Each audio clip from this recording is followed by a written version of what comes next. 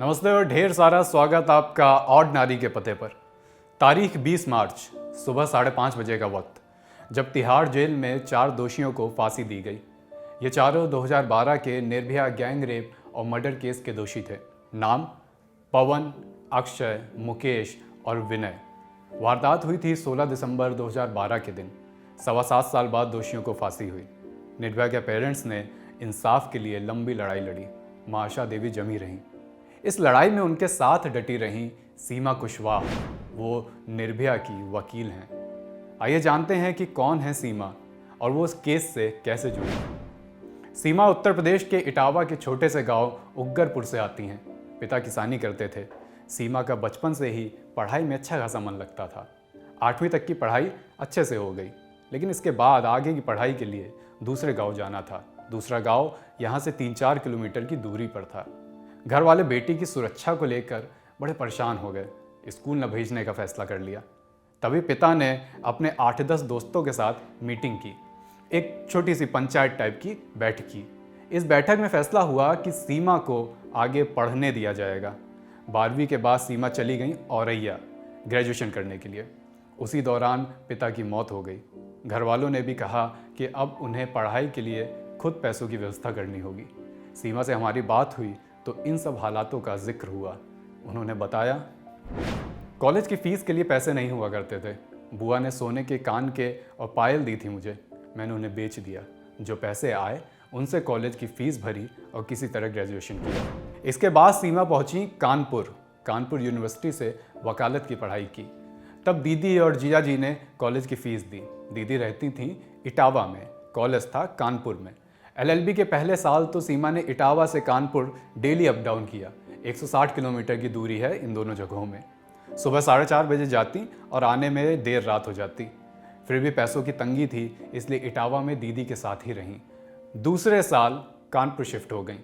वहाँ एक local magazine में पार्ट टाइम जॉब किया। पैसों की व्यवस्था की अपनी पढ़ाई के लिए। सीमा 2011 से दिल्ली में रह रही हैं। कानपुर से वकालत की पढ़ाई करने के बाद दिल्ली आई थी IAS बनने, लेकिन दिसंबर 2012 में हुए निर्भया कांड ने फैसला बदलवा दिया। दिल्ली की सड़कों पर इंडिया गेट से लेकर राष्ट्रपति भवन के सामने हजारों की भीड़ के साथ निर्भया के लिए धरने पर बैठी। निर्भया के इंसाफ के लिए आंदोलन में शुरू से लेकर आखिरी तक शामिल रहीं। जनवरी 2013 में जब साकेत कोर्ट में पहली बार इस मामले में चार्जशीट दाखिल हुई, तब निर्भया के परिवार से संपर्क में आई। 2014 में कानूनी तौर पर इस केस से जुड़ी सीमा बताती हैं, ट्रायल कोर्ट में चारों को फांसी की सज़ा सुनाई गई। मार्च 2014 में हाई कोर्ट ने सज़ा बरकरार रखी। उसके बाद मामला जाना था सुप्रीम कोर्ट में। मैं लगातार अंकल आंटी यानी निर्भया के पेरेंट्स के टच में रहती थी। उनसे जब ये पूछती थी कि सुप्रीम कोर्ट में किस तारीख के लिए केस लिस्ट किया गया है, तब वो कहते थे कि उन्हें पता नहीं है, कुछ भी समझ में नहीं आ रहा है। इसके बाद मैं कानूनी तौर पर इस केस से जुड़ गई। सुप्रीम कोर्ट जाना शुरू किया।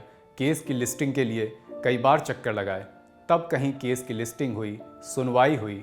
मई 2017 में सुप्रीम कोर्ट ने भी फांसी की सज़ा को बरकरार रखा। 2017 से लेकर 2020 तक कई सारी याचिकाएं डाली गईं, निर्भया के पेरेंट्स की तरफ से भी और दोषियों की तरफ से भी।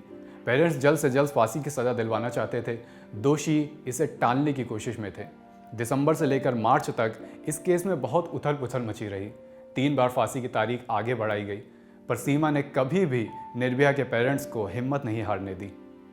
दोषियों के वकील कई बार मीडिया में आकर बेतुके बयान दे चुके हैं। इस पर जब हमने सीमा से सवाल किया, तब उन्होंने AP सिंह को कड़ा मैसेज दिया।